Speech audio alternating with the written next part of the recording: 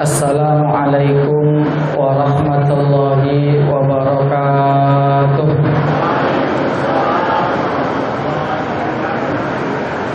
Bismillah walhamdulillah wassalatu wassalamu ala rasulillah. La haula wala quwata illa billah, amma ba'du. Qala rabbi shrah li sadri wa yassir li amri wahlul 'uqdatam min lisani yafqahu qawli. Qalu subhanaka la ilma lana illa ma 'allamtana innaka antal alimul hakim. Yang kami hormati pengurus Masjid Al-Barakah beserta jajarannya, tokoh masyarakat, Bapak Ibu hadirin hadirat, alim ulama, cerdik pandai yang insyaallah dirahmati oleh Allah Subhanahu wa taala. Kembali bersyukur kita kepada Allah Subhanahu wa taala. Walaupun habis maghrib ini kita diguyur hujan, tapi alhamdulillah kita masih bisa berkumpul di rumah Allah ini dengan tanpa halangan apapun. Allahumma amin. Kemudian berselawat kita kepada Rasul dengan lafaz Allahumma sholli ala Sayyidina Muhammad wa ala ali Sayyidina Muhammad. Assalamu alayka ya Rasulullah. Orang tua kami, Bapak Ibu hadirin hadirat rahimakumullah, pada malam ini kita akan bahas babu qadai hawaijil muslimina, bab memenuhi kebutuhan kaum muslimin. Hadisnya riwayat Imam Muslim melalui sahabat namanya An Abi Hurairah, salah satu sahabat Nabi yang sangat banyak meriwayatkan hadis. Sampai ribuan hadis yang diriwayatkan oleh sahabat Nabi yang bernama Abu Hurairah. Kenapa banyak hadis diriwayatkan oleh Abu Hurairah? Karena sahabat ini punya kelebihan, Bapak Ibu. Apa kelebihannya?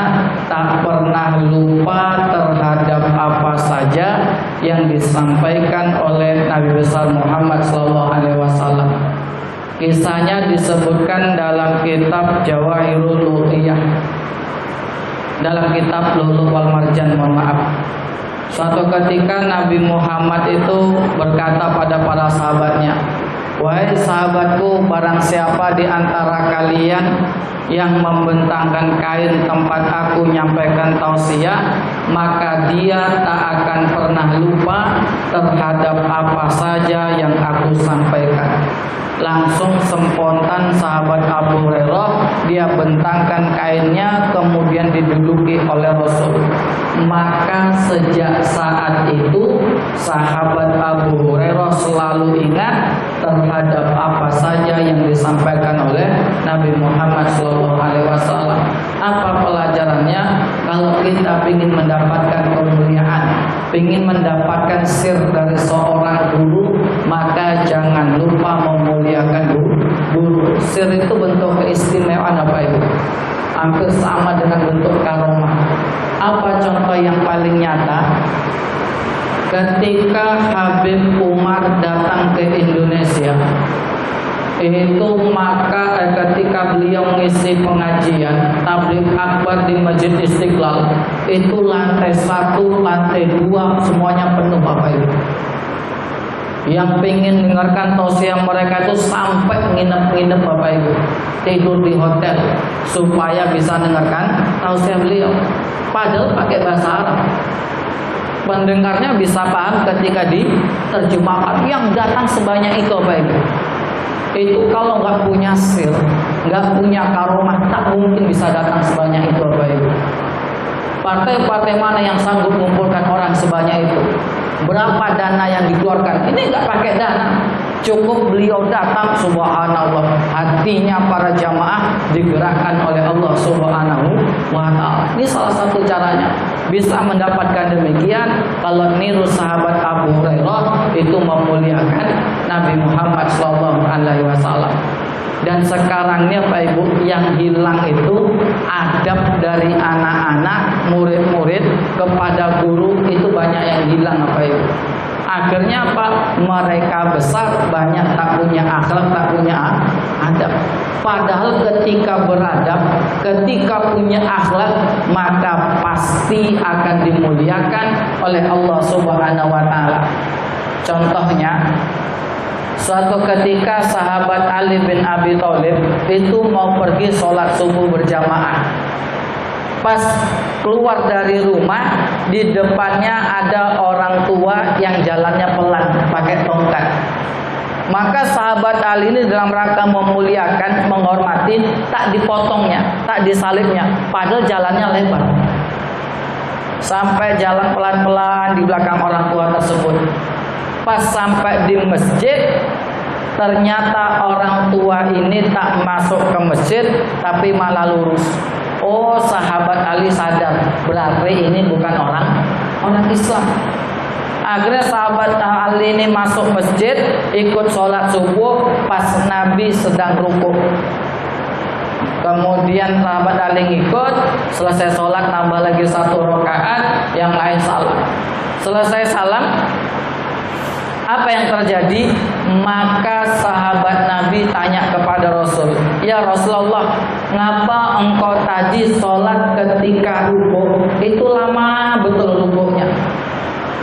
Apa jawaban Nabi? Oh, tadi malaikat Jibril datang menahanku supaya rukuknya itu lebih lama.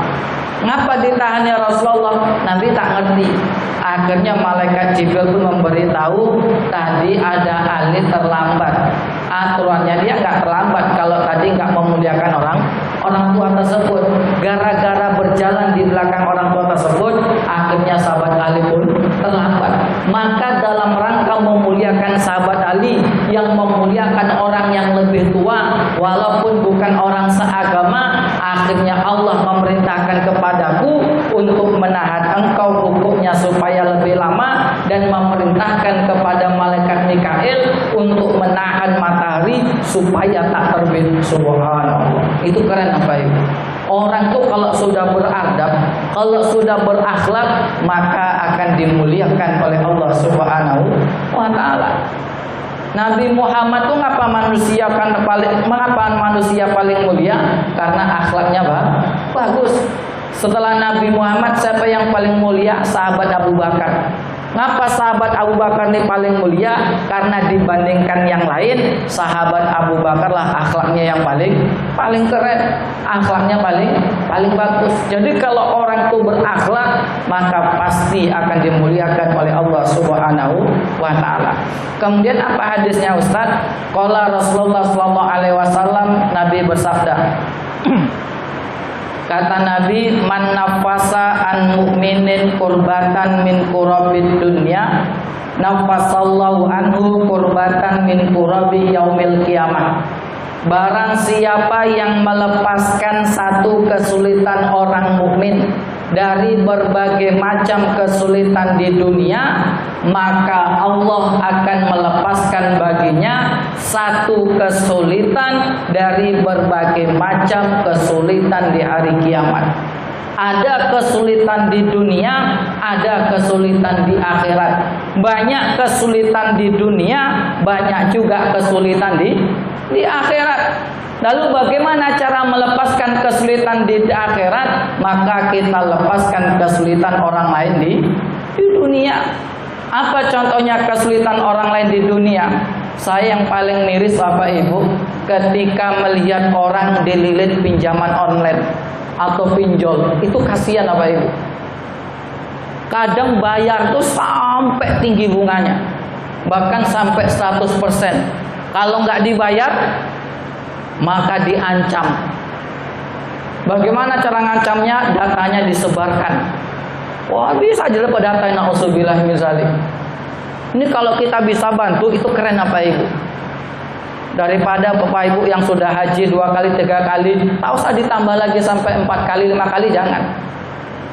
Daripada haji yang keempat, yang kelima, apalagi yang 10, lebih baik dananya itu digunakan untuk membantu tetangga kanan kiri, membantu orang-orang yang betul membutuhkan. Dapat pahala nggak? Yakinlah pahalanya lebih besar. Apalagi contoh kesulitan di dunia, mohon maaf, saudara kita yang di Rempang, itu kan kasihan apa Ibu? Sudah turun-menurun mereka tinggal di sana, gara-gara investasi, akhirnya mereka digusur. Itu kasihan apa Ibu? Dan sekarang mau nolong, hati-hati juga.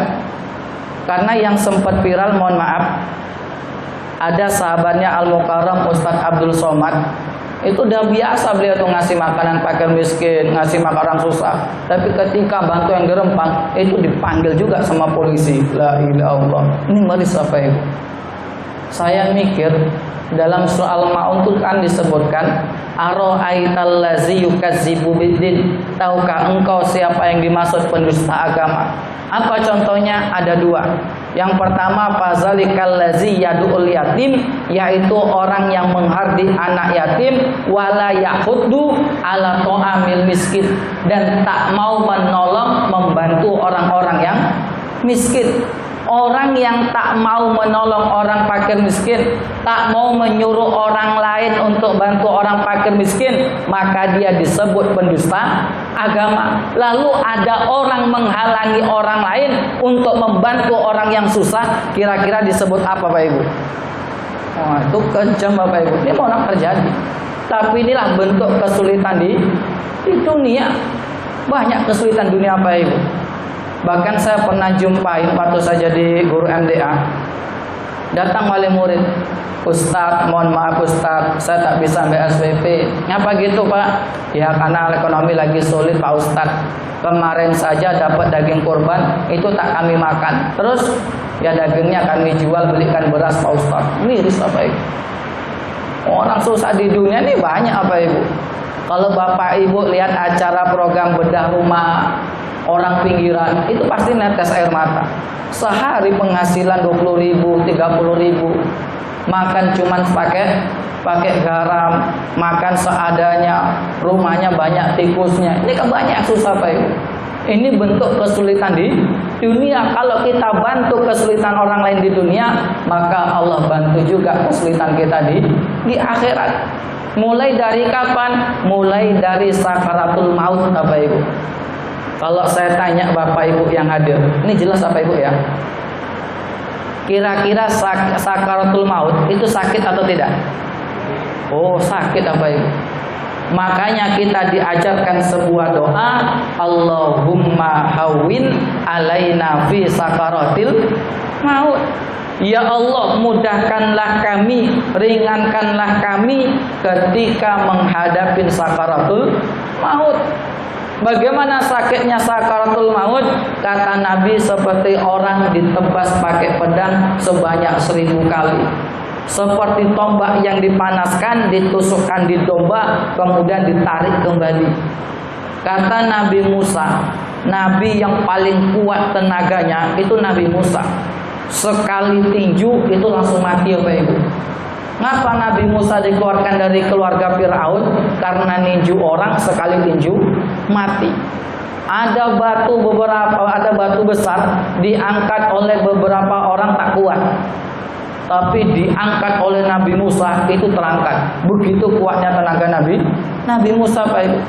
Tapi ketika ditanya bagaimana sakitnya sakaratul maut, apa jawaban beliau? Seperti burung yang digoreng hidup-hidup. Dia tak bisa mati sehingga tak merasakan sakit, tak juga bisa kabur sehingga tak merasakan panasnya api digoreng. Itu sakitnya sakaratul maut. Belum nanti di alam kubur. Ada nggak azab di alam kubur? Oh ada Pak Ibu. Ada sebuah kisah seorang pemuda itu tukang balapan, minum minuman keras. Suatu saat ketika balapan, tabrakan kemudian meninggal, datang keluarganya, dimandikan, dikafankan, disolatkan. Nggak sampai 1 minggu, keluarganya penasaran. Kira-kira orang ini matinya gara-gara apa? Gara-gara kecelakaan, minum keras atau yang lain. Akhirnya dibongkar dalam rangka otopsi. Apa yang terjadi? Oh, ternyata matanya keluar, rambut yang hitam berubah menjadi putih, darah segarnya keluar. Na'udzubillah min dzalik. Ini baru satu minggu, apalagi 1 tahun sampai nunggu hari kiamat. Belum nanti ada yaumul mahsyar, yaumul mizan, ketika melewati Jumatul Mustaqim, itu susahnya luar biasa. Bagaimana cara melepaskannya? Maka kita lepaskan kesulitan orang lain ketika hidup di dunia. Makanya Pak Ibu, ketika memahami hadis ini, ketika kita membantu orang lain, maka pada hakikatnya kita sedang membantu diri kita sendiri. Jadi cara menghitungnya bukan sudah berapa banyak kita menolong orang lain, tapi sudah berapa banyak kita menolong diri kita sendiri. Kalau cara menghitungnya sudah berapa banyak kita nolong orang lain, nanti kadang-kadang jadi orang sombong Bapak Ibu. Kadang-kadang nanti jadi orang yang tak ikhlas. Apa contohnya? Ketika kita rajin bantu orang lain, rajin nolong orang lain, suatu saat kita gantian yang minta tolong, ternyata orang ini tak mau menolong kita. Kira-kira apa yang kita ucapkan? Oh, paling tidak apa Ibu, kamu kacang lupa dengan kulit. Padahal kalau nggak ada aku, kalau orang Minang bilang, kalau tak ada Deyen, wah orang lebih kayak gitu Pak Ibu. Wah, ang tak jadi apa-apa. Entahlah, ya Allah Rabbi. Akhirnya jadi orang yang nggak ikhlas apa Ibu. Tapi kalau ngitungnya ketika bantu orang lain, itu cara menghitungnya ketika dia bantu orang lain, pada hakikatnya sedang menghitung membantu diri sendiri. Oh, itu jadi orang yang ikhlas apa Ibu. Bantu orang lain, dia mau mengucapkan terima kasih atau tidak, mau balas ataupun tidak, dia no komen, tak penting. Apa sebabnya? Ketika membantu orang lain, dia menghitungnya sedang membantu dirinya sendiri. Akhirnya apa? Betul-betul jadi orang yang ikhlas apa Ibu.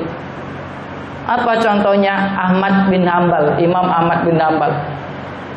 Suatu ketika dipanggil sama jamaahnya, "Hei Imam Ahmad bin Hambal, sinilah." Datang beliau. Ketika datang ada apa? Tidak ada apa-apa, cuma ngetes telinga katanya. Oh, pergi Imam Ahmad bin Hambal. Kemudian dipanggil lagi, Imam Ahmad bin Hambal, sinilah. Balik lagi. Ada apa? Nggak apa-apa, ngecek telinga aja. Silakan Pak. Akhirnya Imam bin Hambal pergi lagi. Akhirnya dipanggil yang ketiga, ternyata Imam Ahmad bin Hambal pun masih datang apa Ibu. Kalau kita digitukan sama orang, kira-kira apa yang kita lakukan? Pasti marah Pak Ibu. Oh, kurang ajar kayak gedolanan orang tua kata orang Jawa kan. Itu pasti marah Pak Ibu. Tapi Imam Ahmad bin Hambal tak marah dia. Ketika 3 kali datang lagi, ditanya sama yang manggil tadi, ngapa engkau tak marah? Ya aku nggak marah, karena aku berbuat baik bukan karenamu, tapi aku berbuat baik karena Allah Subhanahu wa Ta'ala. Itu keren apa Ibu? Orang yang memahami hadis ini ketika bantu orang lain, pada hakikatnya sedang bantu diri sendiri, maka dia sanggup berbuat baik kepada orang yang berbuat jahat kepada dirinya. Itu sanggup Bapak Ibu. Apa contohnya? Nabi Muhammad SAW, kita sering dengar kisahnya Pak Ibu. Kalau lewat pergi masjid, mau pergi sholat, itu diludahi, kemudian dilempari kotoran oleh orang kafir Quraisy. Tapi ketika orang tersebut sakit, maka Nabi Muhammad pertama kali orang yang menjenguknya apa Ibu. Itu sanggup berbuat baik kepada orang yang berbuat jahat kepadanya. Tiap sore nyuapin orang Yahudi buta tua, stroke lagi. Ketika nyuapin, enak, nggak usah deket-deket Muhammad. Muhammad tuh gilo, Muhammad tuh tukang sihir, tapi tetap disuapi oleh Nabi Muhammad. Kira-kira kita bisa nggak kayak gitu Pak Ibu? Oh, saking tak bisa Pak Ibu. Contoh yang paling mudah, ada orang naik Honda, itu knalpotnya di racing Pak Ibu. Bong, bong, bong, kuat-kuat betul. Habis itu dia jatuh, kecelakaan Bapak Ibu. Pas di depan kita ngegas-ngegas, kemudian jatuh, kira-kira apa yang kita ucapkan? Oh, mampus, modar, rasakno, kata orang Jawa kan Bapak Ibu. Padahal kita cuma di suaranya aja Bapak Ibu. Artinya apa? Kita ini tak mampu berbuat baik kepada orang yang berbuat jahat kepada kita, itu berat Bapak Ibu. Kalau saling memberi itu mudah. Yang susah memberi kepada orang yang tak pernah memberi kepada kita, itu berat Bapak Ibu. Tapi itulah orang yang luar biasa. Contoh ibu-ibu hari Minggu nyayur yang banyak, uangnya dibanyakkan, berbagi kepada tetangga kanan kiri. Sampai minggu depan belum ada balasan, piringnya pun belum balik. Masak lagi ibu yang banyak, bagi tetangga kanan kiri. Sampai minggu depan belum ada balasan, piring pun juga belum balik. Kira-kira yang ketiga masih lanjut nggak bu? Saya ragu, banyak tak sanggup Pak Ibu. Saling berbuat baik itu mudah Pak Ibu. Tapi berbuat baik kepada orang yang tak membalas kebaikan, berbuat baik kepada orang yang berpihak kepadanya, itu berat. Itu orang yang luar biasa. Bagaimana caranya supaya bisa pahami hadis ini? Ketika berbuat baik kepada orang lain, ketika melepaskan kesulitan orang lain, maka pada hakikatnya kita sedang melepaskan kesulitan diri sendiri. Jadi cara menghitungnya bukan seberapa banyak kita menolong orang lain, tapi seberapa banyak kita menolong diri kita sendiri. Itu yang pertama. Yang kedua, kata Nabi, waman yassara ala mu'sirin yassarallahu alaihi fid dunya wal akhirah. Barang siapa yang memudahkan urusan orang lain, maka Allah mudahkan urusannya baik di dunia maupun di akhirat. Kalau mafhum mukhalafahnya, barang siapa yang mempersulit urusan orang lain, maka Allah persulit urusannya baik di dunia maupun di akhirat. Dalam Islam tuh kalau bisa dipermudah, jangan dipersulit Bapak Ibu. Contoh, tak bisa sholat berdiri, boleh dengan duduk. Tak bisa duduk, boleh dengan baring. Tak bisa baring semampunya, yang penting sholat. Tak bisa wudhu dengan air, tak bisa bersuci dengan air, atau karena tak ada air, maka boleh dengan tayamum. Tapi tayamum itu yang dibasuh Pak Ibu, wajah dengan tangan, jangan kaki dibasuh.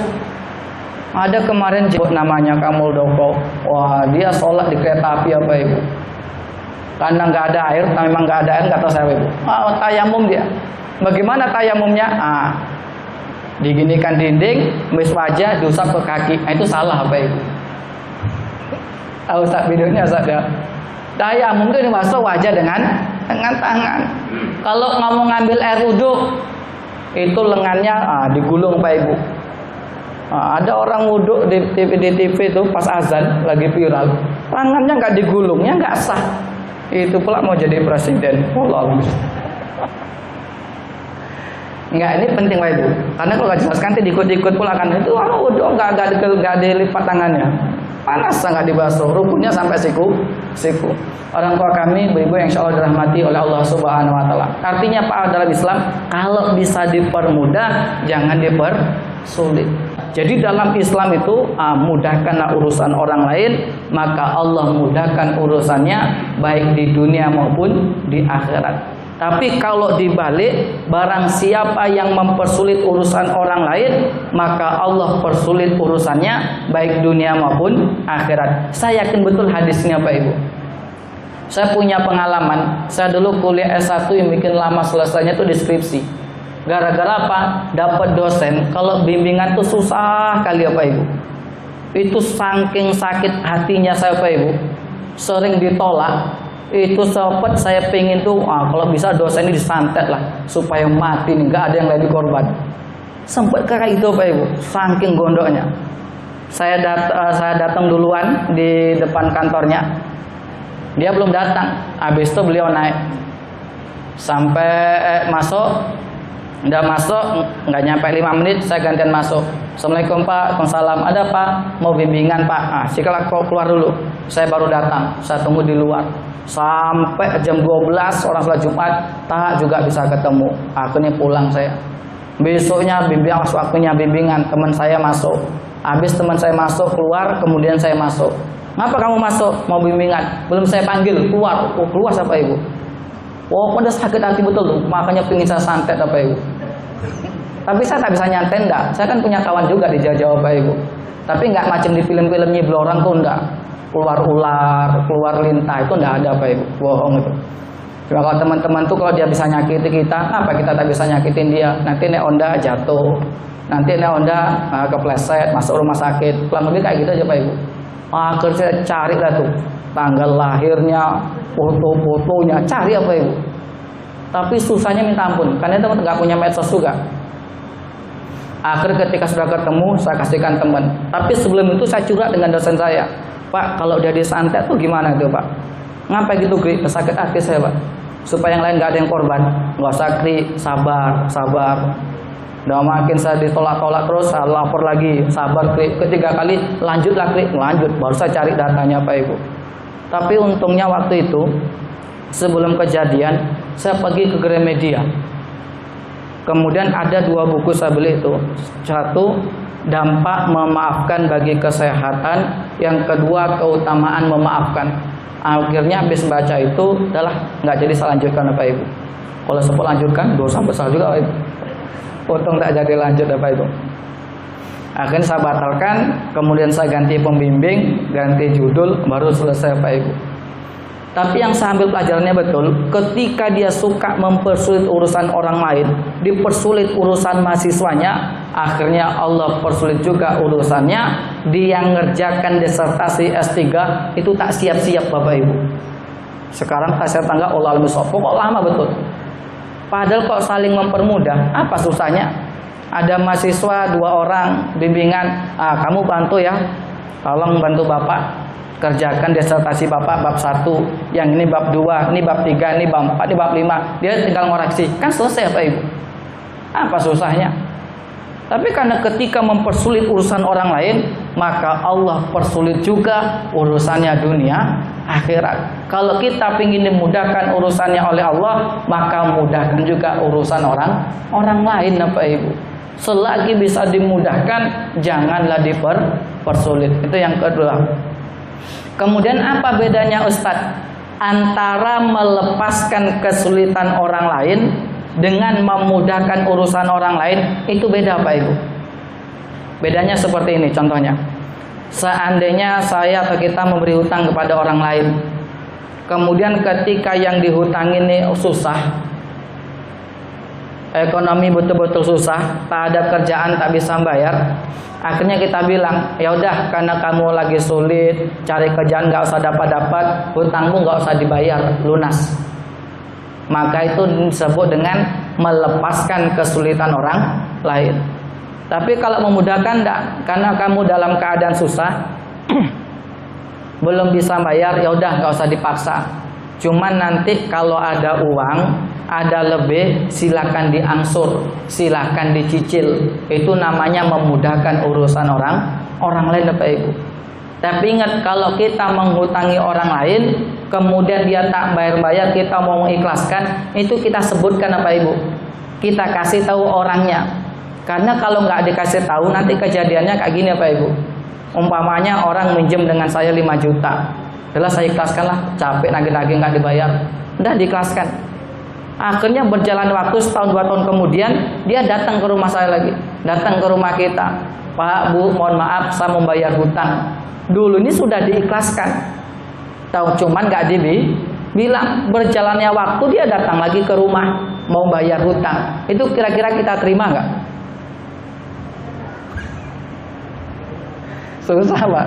Dulu sudah diikhlaskan, tapi ketika dia bayar terima nggak? Tapi kalau dibilangkan, dia pun nggak kepikiran bayar hutang, kita pun nggak pikiran mau ditagih. Itu bedanya melepaskan kesulitan orang lain sama memudahkan urusan orang lain. Kemudian poin yang ketiga, hadis ini agak panjang Pak Ibu.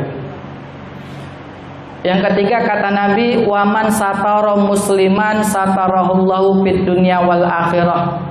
Barang siapa yang menutupi aib orang lain, maka Allah akan menutupi aibnya baik di dunia maupun di akhirat Bapak Ibu. Jadi dibalik, barang siapa yang membuka aib orang lain, maka Allah bukakan aibnya juga baik di dunia maupun di akhirat.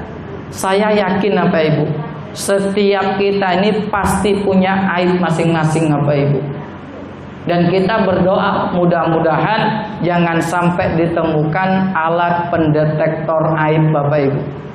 Kalau sempat ditemukan dipasang di pintu, oh tak mau orang datang ke masjid Bapak Ibu. Asal masuk titit, oh itu aibnya ada Pak Ibu. Asal orang masuk titit, oh itu aibnya banyak Pak Ibu. Oh tak jadi orang masuk ke masjid. Ustadz pun tak jadi masuk ke masjid. Ketika ustadznya lewat, bunyinya makin kencang. Oh kacau Pak Ibu. Untunglah alatnya nggak ditemukan. Kalau di kampus-kampus kan kayak gitu Pak Ibu. Kalau minjem buku, itu kalau belum daftar ya, itu nanti keluar bunyi itu alarmnya, tidit. Nah, ini dia nggak bilang dia minjemnya, atau maling bahasanya, minjem nggak ngomong, itu namanya maling dia. Kalau sempat ditemukan seperti itu untuk alat pendetektor dosa, pendetektor aib, itu kacau juga Pak Ibu. Alat pendetektor dosa dipasang di pintu, asal bunyi, oh ini ada dosanya nih. Bunyinya banyak, dosanya makin banyak. Tak jadi orang ke masjid Pak Ibu. Tapi yakinlah setiap orang punya aib masing-masing. Maka jangan terlalu mudah membuka aib orang lain. Kalau kita buka aib orang lain, maka pada hakikatnya kita sedang membuka aib kita diri sendiri. Tapi ingat Pak Ibu, aibnya orang bagaimana yang tak boleh dibuka? Aibnya orang-orang yang sudah bertaubat. Itu tak boleh dibuka Pak Ibu. Contoh dulu ada Al-Mukarram, almarhum Ustadz Jepri Al-Bukhari. Itu kan masa lalunya kelam Bapak Ibu. Ketika sudah bertaubat, maka jangan dibuka Bapak Ibu. Kadang-kadang kita terpancing, ada orang baru tobatnya over. Pakai baju putih, peci putih, jamnya putih, HP-nya putih. Maka kita bilang, Ustadz yang putih baru casingnya aja Pak Ustadz. Ngapa gitu? Dulu sama dengan saya Pak Ustadz tukang main domino, ke karaokean. Itu nggak boleh Bapak Ibu. Orang sudah bertobat, maka kita tutupi aibnya.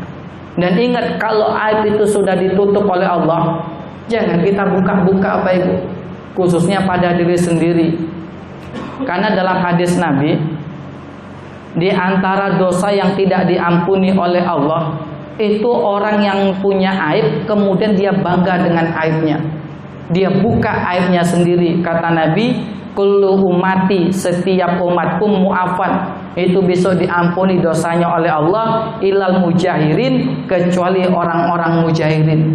Kapan dia? Apa yang disebut mujahirin? Malamnya berbuat dosa, Allah tutupin, malah paginya dia ceritakan, oh aku tadi malam selingkuh sama si fulan, oh aku tadi malam dugem di sana, oh tadi malam maling di sana. Itu yang bikin gak diampuni Pak Ibu. Sudah ditutupin supaya dia bertobat, tapi malah dibuka dengan dirinya sendiri. Itu tak boleh Pak Ibu.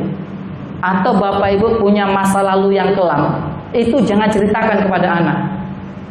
Niatnya kita supaya gak ditiru, tapi kenyataannya beda. Gara-gara diceritakan malah jadi pembenaran sama dia Pak Ibu. Umpamanya dulu Bapak Ibu ada pacaran, nah nggak usah pacaran, Bapak dulu nyesel pacaran. Anak itu bukan nggak pacaran, itu dulu ala Bapak aja pacaran, masa aku ndak. Itu kejadian Bapak Ibu. Sama saya dulu kuliah, saya tuh mau ngambil buku di kampus tuh gara-gara apa? Gara-gara dosen saya. Bapak dulu kalau ke kampus sering ngambil buku di pustaka. Bagaimana caranya? Yang satu naik di lantai 3, yang satu di bawah. Nanti dia ambil bukunya, lemparkan di bawah. Akhirnya saya mikir, Bapak ini nyuri buku jadi profesor, bisa tiru. Ini bikin rusaknya apa Ibu? Malah jadi pembenaran. Tapi artinya apa Ibu? Ini gara-gara ingin nyeritakan kepada anak supaya nggak ditiru. Dosen nyeritakan sama mahasiswa supaya nggak ditiru. Kenyataannya dibalik, malah ditiru, malah jadi benaran. Maka Bapak Ibu kalau punya masa lalu itu jangan ceritakan kepada anak. Nanti di luar, ala Bapak dulu gitu, ala Mama dulu gitu, akan jadi pembenaran. Nah, ini termasuk dosa yang tidak diampuni oleh Allah Subhanahu wa taala. Orang sekarang enggak Bapak Ibu, mohon maaf, tidak sekedar itu. Dia melakukan perbuatan maksiat, dia melakukan perbuatan jahat, malah bangga Bapak Ibu. Kita harus menutupi aib orang lain. Tapi satu sisi juga kita harus membuka aib orang lain. Kapan kita boleh membuka aib orang lain? Ketika kita membukanya ada kemaslahatannya, ada kebaikannya. Itu harus dibuka Pak Ibu. Contoh sidang di pengadilan mau bahas tentang korupsi. Itu jujur, siapa yang korupsi? Si fulan. Itu harus dibuka Pak Ibu. tak boleh saya lupa, saya tidak tahu, itu nggak boleh. Si fulan Bapak tahu dengan Harun Masiku, saya tidak tahu, itu nggak boleh Pak Ibu. Kalau dia betul-betul ngerti. Mudah-mudahan bisa bermanfaat khususnya bagi kami sendiri dan umumnya bagi kita semuanya. Assalamualaikum warahmatullahi wabarakatuh.